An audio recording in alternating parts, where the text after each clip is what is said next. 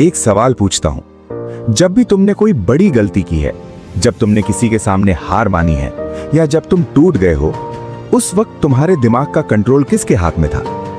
तुम्हारे पास नहीं था, तुम्हारी फीलिंग्स के हाथ में था।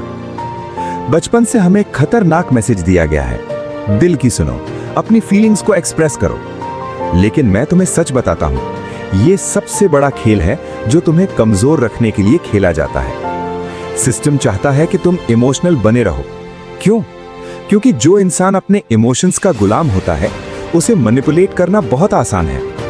जो डरता है, उसे धमकाया जा सकता है। जो प्यार में पागल है, उसे बेवकूफ बनाया जा सकता है। लेकिन जो इंसान अपनी फीलिंग्स को कंट्रोल करता है, उसे कोई नहीं हरा सकता। आज मैं तुम्हें 10 डार्क साइकोलॉजी के सीक्रेट्स बताने वाला हूं। ये वही टेक्निक्स हैं जो शक्तिशाली लोग, किंग्स, वॉरियर्स, सैमुराई सदियों से यूज करते आए हैं अपने मन को स्टील की तरह बनाने के लिए। लेकिन एक चेतावनी देना जरूरी है, ये एक तरफा रास्ता है। एक बार जब तुमने ये नॉलेज अब्सॉर्ब कर लिया, तो तुम पहले वाले इंसान में वापस नहीं आ सकते।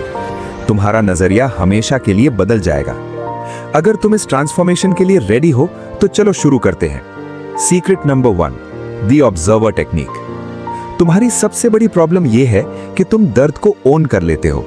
जब कुछ बुरा होता है, तो तुम अपने दिमाग में क्या सोचते हो? मैं दुखी हूं, मुझे गुस्सा आ रहा है, मैं हार गया। यह तुम्हारी सबसे फेटल मिस्टेक है। जब तुम मैं शब्द यूज करते हो, तो तुम उस इमोशन के साथ मर्ज हो जाते हो।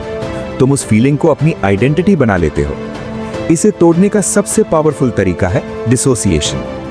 अगली बार जब कोई तुम्हें हर्ट करे या जब तुम्हें रिजेक्शन मिले, तो ये करो, खुद को अपनी बॉडी से बाहर निकाल कर देखो। इमेजिन करो कि तुम एक वीडियो गेम खेल रहे हो, तुम्हारी बॉडी सिर्फ एक कैरेक्टर है स्क्रीन पर। मैं हर्ट हूं की जगह बोलो, अपना नाम हर्ट फील कर रहा है। मान लो तुम्हारा नाम अर्जुन है, तो बोलो, अर्जुन को दुख हो रहा है, अर्जुन को गुस्सा आ रहा है। यह सुनने में अजीब लग सकता है, लेकिन साइंस बताती है कि यह तुम्हारे ब्रेन की प्रीफ्रंटल कॉर्टेक्स को एक्टिवेट करता है, जो तुम्हारा लॉजिकल सेंटर है। साथ ही यह तुम्हारे एमिगडाला को शांत कर देता है, जो तुम्हारा इमोशनल रिएक्शन सेंटर है। जब तुम ऑब्जर्वर बन जाते हो, तो तुम विक्टिम नहीं रहते, तुम सिर्फ डेटा कलेक्ट करते हो।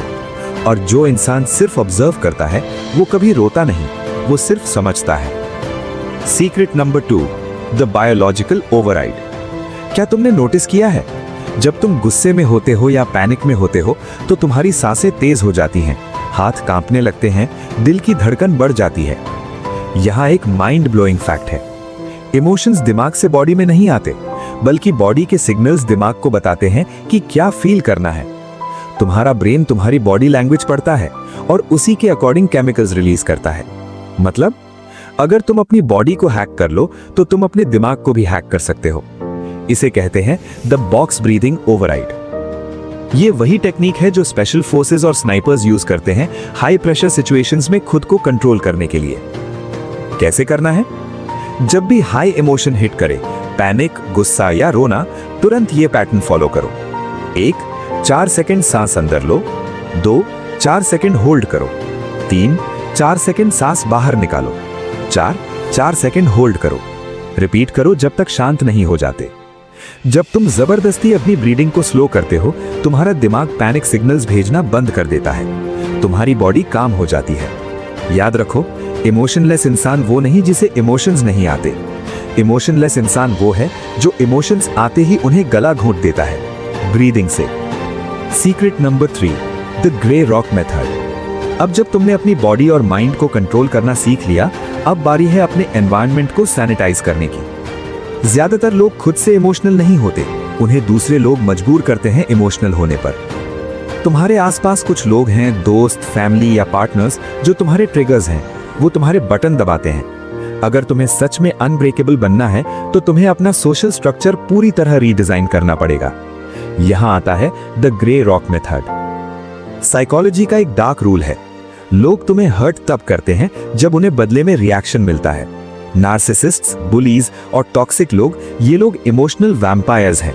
इनका खाना तुम्हारा गुस्सा है, तुम्हारे आंसू हैं, तुम्हारे रिएक्शंस हैं। जब तुम उन्हें रिएक्शन देते हो, तुम उन्हें पावर दे रहे हो, तुम उन्हें फीड कर रहे हो। सॉल्यूशन? इग्नोर करना? नहीं, अगर तुम इग्नोर करोगे तो वो और जोर से चिल्लाएंगे। असली सॉल्यूशन है ग्रे रॉक बन जाना। एक बेजान पत्थर बन जाओ। अगली बार जब कोई तुम्हें प्रोवोक करने की कोशिश करे, ग्रे रॉक बन जाओ। अपने चेहरे से सारे एक्सप्रेशंस हटा दो। अपनी आवाज को बिल्कुल मोनोटोन कर लो। कोई अप्स एंड डाउन्स नहीं। जवाब सिर्फ 1 या 2 शब्दों में दो। उदाहरण, वो तुम बिल्कुल बेकार हो। तुम ओके। वो तुमसे बात करना बेकार है। तुम ठीक है।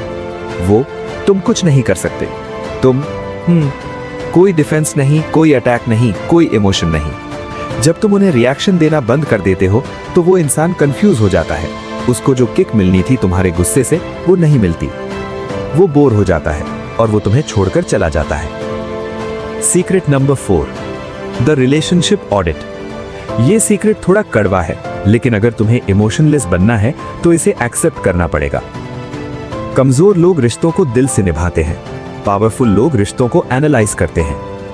तुम्हें सिखाया गया है कि फ्रेंडशिप और लव अनकंडीशनल होना चाहिए। यह दुनिया का सबसे बड़ा झूठ है जो तुम्हें इमोशनली गुलाम रखने के लिए बनाया गया है। सच यह है, हर रिलेशनशिप एक ट्रांजैक्शन है, एक एक्सचेंज है। अगर तुम्हें इमोशनलेस बनना है तो अपने हर रिलेशनशिप को ऑडिट करना शुरू करो। कैसे करना है? अपने दिमाग में एक लिस्ट बनाओ उन सभी लोगों की जो तुम्हारे करीब हैं। हर नाम के आगे एक सवाल पूछो, ये इंसान मेरी लाइफ में क्या वैल्यू ऐड कर रहा है? क्या वो पीस ला रहा है? क्या वो ग्रोथ ला रहा है?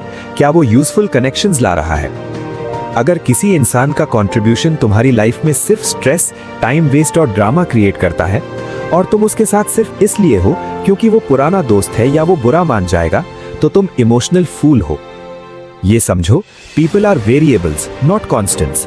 लोग बदलते हैं। जो दोस्त आज तुम्हारे काम का है जरूरी नहीं कि कल भी हो। अटैचमेंट को काटना सीखो, इमोशंस के बेसिस पर नहीं, ROI के बेसिस पर। ROI मतलब रिटर्न ऑन इन्वेस्टमेंट। अगर कोई रिलेशनशिप तुम्हें ड्रेन कर रही है, कट देम ऑफ। किंग्स के पास दोस्त नहीं होते, उनके पास एलाइज होते हैं, और एलाइज तब तक साथ होते हैं जब तक उनका मिशन सेम होता है।